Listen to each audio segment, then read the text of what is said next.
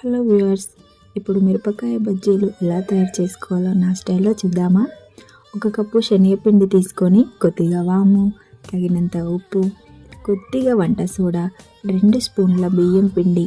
ఇది ఆప్షనల్, మీకు నచ్చితే వేసుకోవచ్చు లేదంటే లేదు. ఇది క్రిస్పీనెస్ కోసం నేను వేసుకుంటున్నాను. అందులో చిటికెడు కారం, చిటికెడు ఉప్పు, కొంచెం పసుపు, కొంచెం ధనియాల పౌడర్ టేస్ట్ కోసం వేసుకోవాలి. ఇందులో కొంచెం కొంచెం వాటర్ పోసుకుంటూ దోశ బ్యాటర్ లాగా కలుపుకోవాలి. ఎంత సాఫ్ట్గా కలుపుకుంటే అంత ఫ్లఫీగా వస్తాయి మిరపకాయ బజ్జీలు. లోపల కూడా చాలా బాగా కుక్ అవుతాయి. నేను ఎలా కలుపుకుంటున్నానో చూస్తున్నారు కదా. సేమ్ అదే విధంగా మీరు కూడా స్మూత్ దోశ బ్యాటర్ లాగా కలుపుకోండి. అలా కలుపుకోవడం వల్ల టేస్ట్ పెరుగుతుంది, ఫ్లఫీనెస్ కూడా పెరుగుతుంది.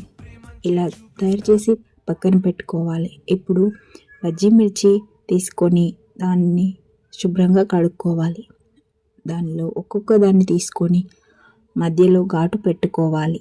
ఎలా అంటే దాన్ని చాకుతో ఘాటు పెట్టుకొని అన్నిటినీ ఇలానే ఘాటు పెట్టుకొని ఆ ఘాటులోని కొంచెం ఉప్పు, ధనియాల పౌడరు వేసుకొని కలిపిన మిక్స్ చేసిన మిశ్రమాన్ని ఘాటు మధ్యలో పెట్టుకోవాలి. అలా పెట్టుకోవడం వల్ల చాలా టేస్టీగా ఉంటుంది. మిరపకాయతో సహా బజ్జీ అలాగే తినేస్తాం, అంత టేస్టీగా అనిపిస్తుంది. ఇలాగే మనం ఎన్నైతే చేసుకోవాలనుకుంటున్నామో అన్నిటినీ కట్ చేసి దానిలో ధనియా పౌడర్ మిశ్రమాన్ని పెట్టి అన్ని మిర్చీలని పక్కకు పెట్టుకోవాలి. ఇలా చేయడం వల్ల చాలా చాలా టేస్ట్ పెరుగుతుంది. ఒకసారి నేను ఎలా చేస్తున్నానో అలా ట్రై చేసి చూడండి ఫ్రెండ్స్.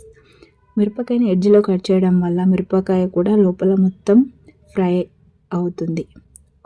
ఒకసారి చూడండి ఎలా చేశాను. ఇప్పుడు పొయ్యి మీద కడాయి పెట్టుకొని దానిలో ఆయిల్ పోసుకొని ఆయిల్ వేడి అయ్యేదాకా వెయిట్ చేయాలి. వేడైన వెంటనే కొంచెం పిండి తీసుకొని దానిలో వేసి చూడాలి.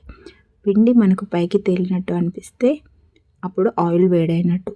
ఇప్పుడు మనం తయారు చేసుకున్న మిశ్రమంలో బజ్జీ మిర్చి ముంచి వేడివేడిగా ఉన్న ఆయిల్లో వేసుకోవాలి.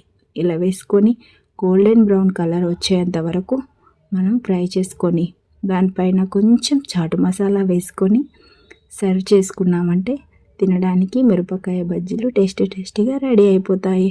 ఒకసారి మీరు ఇలా ట్రై చేసి చూడండి ఫ్రెండ్స్. వీడియో చూసినందుకు థ్యాంక్ యూ.